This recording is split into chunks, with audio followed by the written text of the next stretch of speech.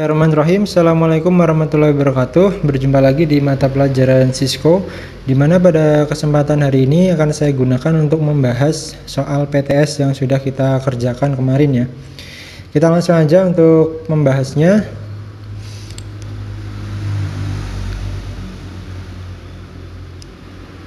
Baik, untuk yang soal pertama, itu soalnya adalah agar dapat mengkonfigurasi switch itu kita bisa menggunakan yang pertama atau pilihan A itu config, CLI, desktop ataupun service atau software ya. Di sini yang jawaban yang paling tepat itu adalah CLI, command line interface. Jadi kita mengkonfigurasi switch itu ya melalui CLI-nya ya. Berikutnya soal nomor 2. Alamat logis mana yang digunakan untuk pengiriman data ke jaringan jarak jauh? IP address, nomor port, interface number ataupun MAC address. Di sini kata kuncinya itu adalah alamat logis ya. Alamat logis itu berbeda dengan alamat fisik ya. Kalau alamat fisik itu MAC address ya. Kalau alamat logis itu pastinya adalah IP address. Itu jawabannya. Berikutnya nomor 3. Apa fungsi dari DHCP? Nah, kalau kita ngomongin DHCP itu fungsinya adalah dia akan membagikan IP kepada host-host di bawahnya. Jadi kalau dari fungsinya itu, maka pilihan yang paling tepat itu adalah pemberian alamat IP secara otomatis ke setiap host ya. Itu adalah fungsi dari DHCP. Jadi kalau untuk IP itu kan nanti ada statik dan ada dinamik ya, atau DHCP ini. Kalau statik itu nanti IP yang kita konfigurasikan itu kita masukkan secara manual. Tapi kalau untuk DHCP ataupun dinamis itu IP-nya akan kita dapat dari servernya. Itu DHCP ya. Berikutnya soal nomor 4. Apa fungsi shell pada sebuah OS? Nah, shell ini juga sudah saya terangkan ataupun saya jelaskan di mata pelajaran Syscom ya, yaitu pada saat kita membahas tentang Linux. Nah, kalau sudah saya jelaskan ya harusnya udah tahu ya jawabannya yang mana. Fungsi shell di sini adalah A. Antarmuka antara user dan kernel, menyediakan layanan firewall khusus, ini jelas bukan. Menyediakan layanan perlindungan instruksi untuk perangkat, bukan. Berinteraksi dengan perangkat keras, ini juga bukan ya. Jadi yang benar adalah antarmuka antara user dan kernel. Banyak yang terjebak dengan nama shell ini dengan menjawab dia layanan perlindungan. Ini jelas salah ya. Jadi yang benar adalah yang A, antarmuka antara user dan kernel. Berikutnya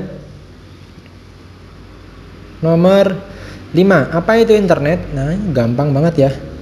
Tapi kita tampilkan dalam bahasa Inggrisnya. It's a private network for an organization with LAN and WAN connection. Ini kurang tepat. Based on Ethernet technology, ini juga kurang tepat ya. Connection through interconnected global network. Nah, ini yang kuncinya di sini. Interconnected global network. Jadi jawabannya adalah yang C. Berikutnya soal nomor 6. Apa SVI default pada switch Cisco? Nah, SVI perlu kalian ketahui, SVI itu adalah switch virtual interface, di mana fungsinya salah satunya adalah untuk menghubungkan antar VLAN yang berbeda. Di mana SVI ini nanti kita bisa masukkan alamat logis ataupun IP di situ. Di mana pada SVI ini biasanya dia akan bekerja pada switch yang jenisnya adalah multi layer switch ya. Jadi tidak semua switch itu bisa mendukung SVI.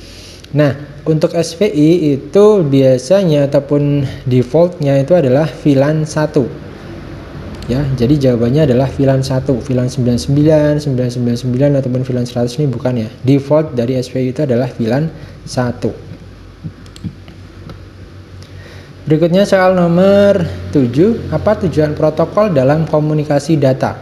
Kita fokus ke sini, protokol. Kalau kalian menjumpai yang namanya protokol itu pastinya adalah sebuah aturan. Jadi cari aja jawabannya di sini, memberikan aturan ya, jelas yang A ya. Menentukan sistem, mendikte konten, menentukan bandwidth itu juga bukan. Jadi yang paling tepat itu adalah yang A, memberikan aturan yang diperlukan untuk jenis komunikasi. Soal nomor 8. Berikut perintah untuk mengaktifkan password pada aplikasi Cisco Packet Tracer. Ini juga gampang ya. Show VLAN brief ini enggak ya, dia digunakan untuk melihat VLAN yang ada di switchnya. Kemudian enable secret, hostname, enable password. Enable secret itu dia digunakan untuk memberikan password pada privilege, hostname untuk memberikan nama device-nya ya, switch ataupun router. Kemudian enable password ini untuk mengaktifkan password. Jadi jawabannya adalah yang D. Berikutnya soal nomor 9. Dalam komunikasi komputer, apa tujuan pengkodean pesan? Nah, di sini perlu kalian ketahui bahwa komputer itu kan dia tidak bisa membaca pesan yang kita baca ya. Misalkan nih, kita kan hanya bisa membaca tulisan ya, misalkan tulisan ataupun angka desimal ya. Nah, komputer kan dia tidak bisa membaca itu. Komputer hanya bisa membaca ataupun bisa beroperasi dengan bilangan biner.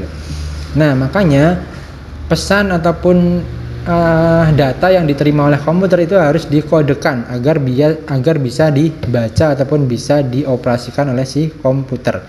Jadi jawabannya di sini adalah untuk menafsirkan informasi, ini kurang tepat ya, untuk mengubah informasi ke bentuk yang sesuai. Nah, ini kuncinya nih, mengubah informasi ke bentuk yang sesuai.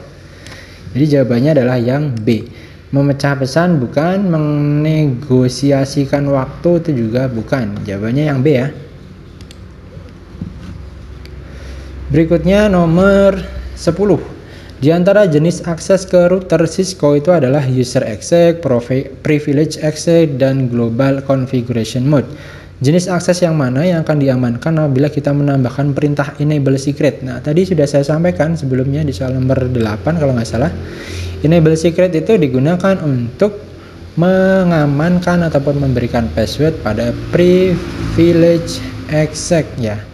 Jadi yang jawabannya yang ini ya, privilege access mode. Nomor 11. Di mana di router atau switch Cisco menyimpan file konfigurasi startup. Nah, ini yang perlu kalian garis bawahi di sini, menyimpan file konfigurasi startup. Kalau file konfigurasi startup itu pasti disimpan di NVRAM. Tapi kalau menyimpan file konfigurasi running ya, running configuration itu disimpan di RAM. Jadi kalau di sini ditanyakan yang startup, maka jawabannya yang NVRAM. NVRAM itu menyimpan permanen ya, walaupun switch ataupun routernya itu nanti dimatikan, datanya tidak akan hilang. Beda kalau di RAM. Di RAM itu dia kalau misalkan router atau switchnya itu dimatikan, maka datanya akan hilang karena bersifat sementara untuk RAM-nya itu. Nomor 12. Enable secret. Nah, ini juga diulangi lagi nih. Untuk pengembalan password, untuk mengaktifkan rahasia, untuk memudahkan konfigurasi, pengamanan pada saat user ingin memasuki privilege mode. Jadi yang benar adalah yang D ya. Nomor 13. Istilah apa yang merujuk pada jaringan yang menyediakan akses aman ke sebuah perusahaan yang dilakukan oleh pemasok, pelanggan, atau orang yang sedang bekerja sama dengan perusahaan tersebut. Nah, di sini yang perlu garis bawah ya, istilah apa yang merujuk pada jaringan yang menyediakan akses aman ke sebuah perusahaan yang dilakukan oleh pemasok. Berarti akan ada pihak dari luar yang ingin mengakses ke perusahaan. Jadi ada yang dari luar ingin akses masuk, seperti itu ya. Jadi kalau untuk istilah seperti ini, istilahnya adalah, kalau internet itu bukan ya. Internet itu secara globalnya, extended ini juga bukan. Nah, extranet ini adalah jawabannya ya. Jadi extranet itu pihak dari luar pengen masuk ke wilayah kita, wilayah website kita misalkan, wilayah sistem kita. Nah, itu namanya extranet. Jadi nanti untuk pihak luar itu ingin untuk masuk ke kita itu dia harus punya izin, dia harus sudah terdaftar usernya ke sistem kita, baru bisa dia masuk. Kemudian kalau intranet itu dia yang misalkan kalau intranet itu ya sesama yang ada di dalamnya ya. Jadi misalkan dalam sebuah perusahaan nih, kita ambil contoh sebuah bank misalkan.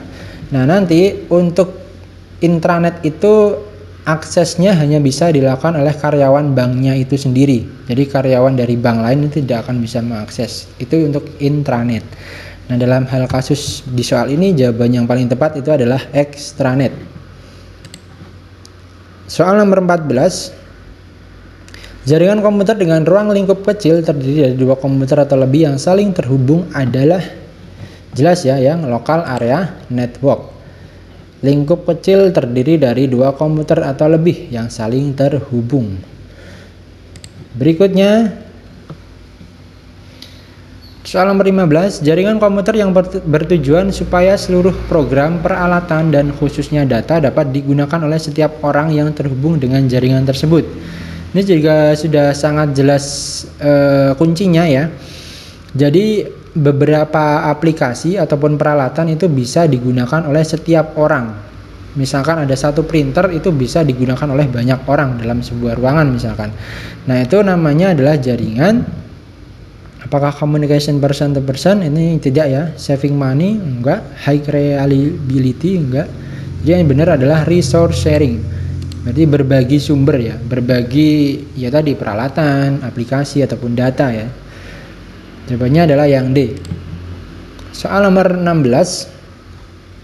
Jaringan komputer yang menggunakan kabel sebagai media jaringannya, jelas ya, kabel itu wired. Kalau nirkabel itu baru wireless. Jawabannya yang D. Soal nomor 17. Jaringan tanpa kabel. Ya, ini jelas yang wireless ya. Kalau kabel itu wired, kalau tanpa kabel atau nirkabel itu wireless. Oke, cepat aja. Kalau yang sudah gampang-gampang seperti ini, cepat aja ya. Nomor 18, jaringan yang terdiri dari 1 atau lebih komputer klien dan komputer server itu adalah, di sini kuncinya komputer klien dan komputer server. Berarti ya jelas namanya adalah klien server. Berikutnya soal nomor 19, jenis jaringan apa yang harus diakses pengguna rumahan untuk melakukan misalnya belanja online? Jelas ya, kalau pengen kita mengakses Tokopedia, Shopee atau Bukalapak atau marketplace yang lain ya kita butuh internet ya. Jadi jawabannya adalah internet. Nomor 20, jenis komunikasi apa yang mengirimkan pesan ke kelompok tujuan host secara bersamaan? Di sini adalah sekelompok. Sekelompok itu berarti bukan semuanya ya. Kalau anycast, unicast, multicast, broadcast itu berbeda-beda ya. Ini kuncinya adalah sekelompok. Jadi kalau sekelompok itu adalah multicast.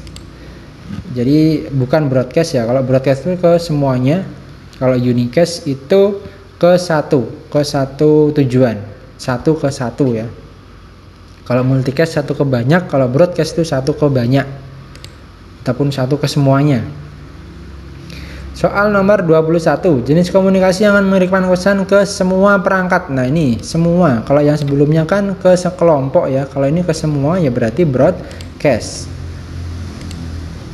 Nomor 22, jenis jaringan komputer adalah sebagai berikut, kecuali LAN termasuk, National Area Network ini tidak, PAN termasuk, Metropolitan Area Network atau MAN termasuk ya. Jadi yang bukan itu adalah yang B ya, National Area Network. Berikutnya soal nomor 23, karakteristik jaringan apa yang memungkinkan jaringan itu tumbuh dengan cepat untuk mendukung pengguna dan aplikasi baru tanpa mempengaruhi kinerja layanan yang dikirimkan ke pengguna yang ada. Nah, di sini kita perlu memahami ya, apa itu reliability, apa itu scalability, kemudian quality of service, dan juga accessibility. Nah, saya akan bahas yang pertama itu tentang reliability dulu ya. Kalau kita bicara reliability itu lebih kepada keandalan sebuah jaringan, yaitu nantinya dia akan menjamin sistem itu bisa beroperasi dengan lancar dalam periode waktu yang ditentukan ya. Jadi dia akan menjamin dalam sebuah jaringan itu tidak akan ada mengalami trouble pada saat kita mengakses jaringan tersebut. Itu reliability atau keandalan. Kemudian quality of service itu lebih kepada kemampuan untuk menyediakan pelayanan yang bagus, pelayanan yang terbaik seperti itu. Kalau scalability, nah kalau scalability itu dia lebih kepada pengembangan ya, menumbuhkan ataupun mengembangkan sarana prasarana jaringan yang ada untuk menopang tingkat pertumbuhan jaringan di situ. Jadi misalkan semakin banyak user yang ada, maka nanti dia tidak akan berpengaruh ya, karena dia sudah menerapkan sistem ataupun menerapkan scalability di situ ya. Jadi walaupun semakin banyak nanti anggota yang akan ada dalam jaringan itu, dia tidak akan terpengaruh. Kemudian kalau accessibility, yaitu lebih kepada jaringan itu bisa diakses kapanpun dan dimanapun. Jadi kalau menurut dari soal ini, karakteristik jaringan apa yang memungkinkan jaringan itu tumbuh dengan cepat untuk mendukung pengguna dan aplikasi baru. Nah, tumbuh dengan cepat untuk mendukung pengguna berarti yang scalability. Itu ya, nomor 23 jawabannya adalah yang scalability. Kemudian nomor 24, lokasi memori mana di router atau switch Cisco yang akan kehilangan semua konten saat perangkat booting ulang. Nah ini tadi sudah saya sampaikan, jadi lokasi memori yang nantinya dia hanya akan bisa menyimpan sementara dan akan terhapus apabila perangkat itu dinyalakan ulang, ya berarti RAM ya, karena dia bersifat volatile atau sementara. Berikutnya nomor 25, mengapa teknisi jaringan memasukkan perintah copy startup config running config? Ini yang kemarin menjadi salah satu kesalahan ya. Banyak terjebak di sini, yaitu di sini ya. Padahal kuncinya sudah jelas, copy startup config running config, yang berarti adalah kita ngopi startup config untuk diletakkan di running config. Startup config itu di NVRAM, running config itu di RAM. Berarti kalau teknisi itu melakukan melakukan perintah itu, maka pernyataan yang tepat adalah dia menyimpan konfigurasi aktif ke NVRAM. Ini jelas bukan ya, karena kan tujuan akhirnya running config RAM untuk menyalin konfigurasi yang ada ke dalam RAM. Nah ini jawaban yang tepat nih, running config itu di RAM. Untuk menghapus bukan, untuk mengubah konfigurasi ini juga bukan. Jadi jawaban yang tepat adalah yang B. Jangan sampai salah, jangan sampai kebalik ya. Ada istilah juga copy running config startup config. Nah kalau copy running config startup config itu berarti kita menyalin konfigurasi yang sedang berjalan itu ke startup config, ke NVRAM-nya. Tapi kalau startup config running config itu kita mengcopy konfigurasi startup untuk dijalankan di running config-nya. Seperti itu. Oke, lanjut ke nomor 26. Nilai angka digital dan bit adalah, dari bit ini mungkin ya, nilai angka digital dari bit adalah 0 dan 1. Jelas ya, bit itu binary digit yang terdiri dari angka 0 dan 1. Nomor 27, pada saat router melakukan boot, mode apa yang akan pertama kali ditampilkan? Nah ini juga sangat mudah, yaitu user exec mode. Jadi mode pertama yang dilakukan setelah router itu booting itu adalah user exec mode. Baru nanti kita masuk, kita ketikkan enable, itu dia masuk ke privilege, kemudian kita konfigurasi, itu nanti dia masuk ke global configuration mode. Itu tingkatan-tingkatannya. Nomor 28, peer to peer termasuk jaringan LAN ya. Jadi ada jaringan peer to peer, ada jaringan client server. Kalau client server itu ada satu komputer dalam sebuah jaringan itu yang bertindak sebagai server ya, khusus sebagai server, khusus untuk melayani klien-kliennya. Tapi kalau peer to peer itu dia tidak ada komputer server di situ. Jadi bisa aja nanti masing-masing komputer yang terhubung dalam jaringan peer to peer itu bisa bertindak sebagai server ataupun klien. Itu bedanya. Berikutnya nomor 29. Perangkat apa yang menjalankan fungsi untuk menentukan jalur atau routing yang harus diambil melalui jaringan internet network? Jelas di sini jalur atau routing, berarti perangkatnya adalah namanya router. Nomor 30. Perintah yang dapat kita gunakan pada sistem CLI agar PC bisa masuk ke privilege. Ya, ini juga gampang ya. Jadi tadi router, misal kita ambil router ya, kita ambil contoh router pada saat setelah booting kan user exec mode tuh tampil pertama. Terus kita masuk ke privilege ya, kita ketikkan enable ya. Berikutnya soal nomor 31. Pernyataan manakah yang benar tentang running config? Nah, ini running config itu berarti konfigurasi yang tersimpan pada RAM harus dihapus menggunakan perintah erase running config. Secara otomatis disimpan saat router melakukan boot ulang, mempengaruhi pengoperasian perangkat segera setelah dikonfig, disimpan dalam NVRAM. Ini bukan, harus dihapus, ini juga kurang tepat. Secara otomatis disimpan saat router melakukan boot ulang, ini juga tidak ya, dia startup config kalau yang ini. Jadi yang paling tepat adalah yang C, mempengaruhi pengoperasian perangkat segera setelah dikonfig ya, running config itu yang C. Berikutnya soal nomor 32. Proses apa yang digunakan untuk menerima data yang dikirimkan dan mengubahnya menjadi pesan yang dapat dibaca? Nah ini, jadi setelah data itu diproses oleh komputer, kemudian kita harus terima data itu dan harus bisa kita baca. Nah, bagaimana agar data itu bisa kebaca oleh kita selaku user? Maka harus melewati proses yang namanya decoding. Jadi nanti akan ada encoding dan decoding ya. Encoding itu proses mengubah data dari data yang bisa kita baca ke data yang bisa dibaca oleh komputer. Tapi kalau decoding itu sebaliknya. Data yang bisa dibaca oleh komputer dikirimkan ke kita sehingga kita dapat membaca data tersebut, yaitu namanya decoding. Berikutnya soal nomor 32. Sebuah perguruan tinggi sedang membangun asrama baru di kampusnya. Pekerja menggali tanah untuk memasang pipa air baru untuk asrama, dan seorang pekerja tanpa sengaja merusak kabel fiber optik yang menghubungkan dua asrama yang ada ke pusat data kampus. Meskipun kabel telah terputus, siswa di asrama hanya mengalami gangguan layanan jaringan yang sangat singkat. Nah, karakteristik jaringan apa yang ditampilkan di sini?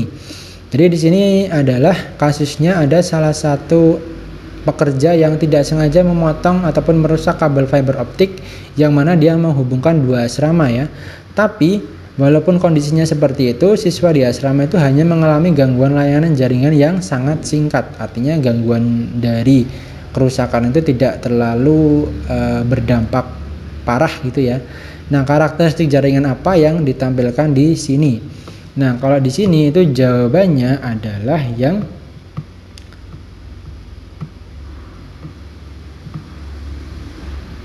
fault tolerance ya, fault tolerance. Jadi kalau quality of service itu adalah bagaimana pelayanannya ya. Ini juga bisa juga sih, tapi kurang tepat ya. Lebih tepatnya adalah yang fault tolerance, yaitu toleransi dari sebuah kesalahan. Jadi tidak terlalu berdampak besar ya. Kalau scalability lebih kepada pengembangannya, security itu keamanannya. Jadi jawaban yang tepat adalah fault tolerance ya. Kemudian nomor 34, sebuah perintah untuk keluar dari mode exec ya, jelas ya, yang exit.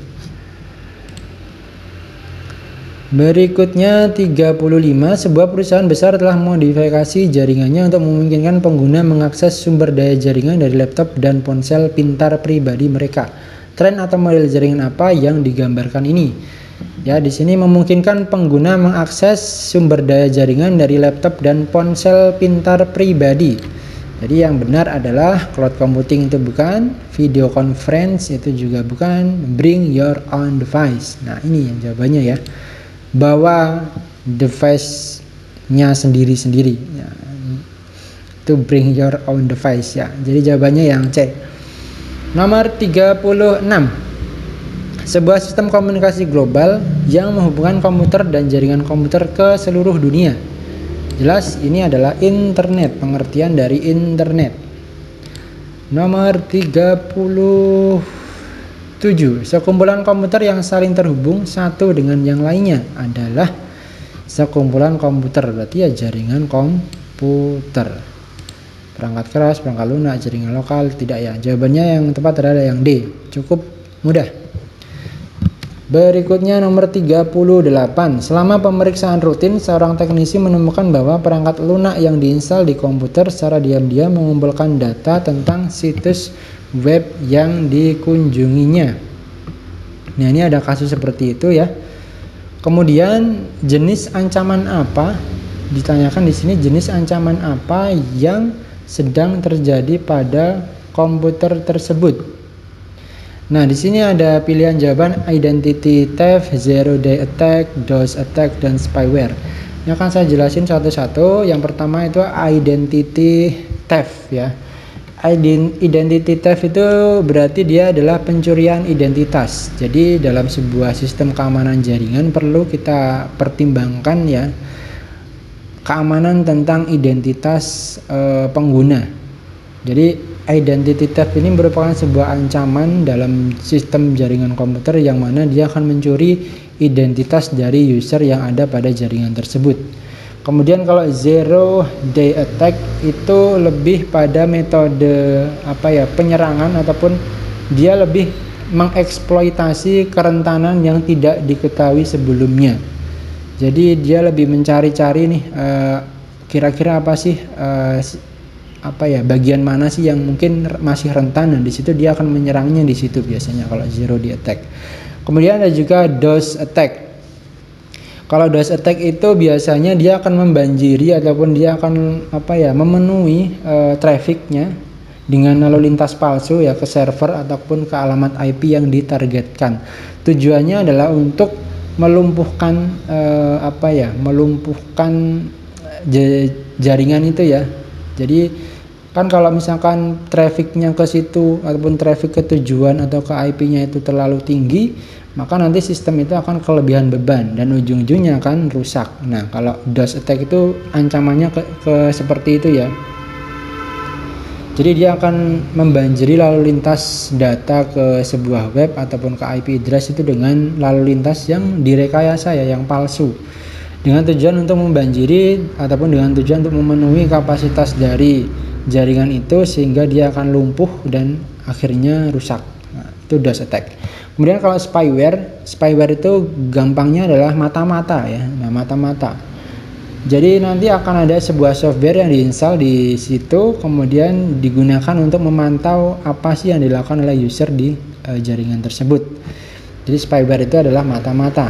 Nah, kalau kita ambil kasus yang di soal, berarti di situ secara diam-diam mengumpulkan data tentang situs web yang dikunjungi oleh user. Berarti dia adalah spyware ya, karena sifatnya lebih kepada memata-matai. Seperti itu jawabannya, berarti yang D ya, spyware. Berikutnya nomor 39.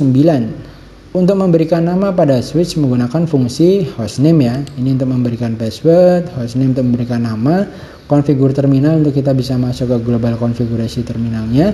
Kemudian switch port mode access, yaitu nanti untuk ini contohnya untuk memberikan VLAN ya. Untuk kita konfigurasi VLAN itu nanti menggunakan switch port mode access.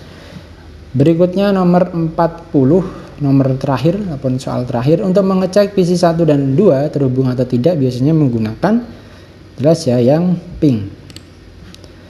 Oke, kita finish attempt. Kemudian ini sudah jawaban sudah tersimpan, kita kumpulkan semua dan selesai. Kita finish review. Oke ya, jadi seperti itu untuk pembahasan soalnya. Untuk pertemuan berikutnya kita akan masuk lagi ke materi yang di Netakat ya, kita lanjutkan materi yang di situ. Oke, sekian untuk pertemuan hari ini. Saya akhiri. Wassalamualaikum warahmatullahi wabarakatuh.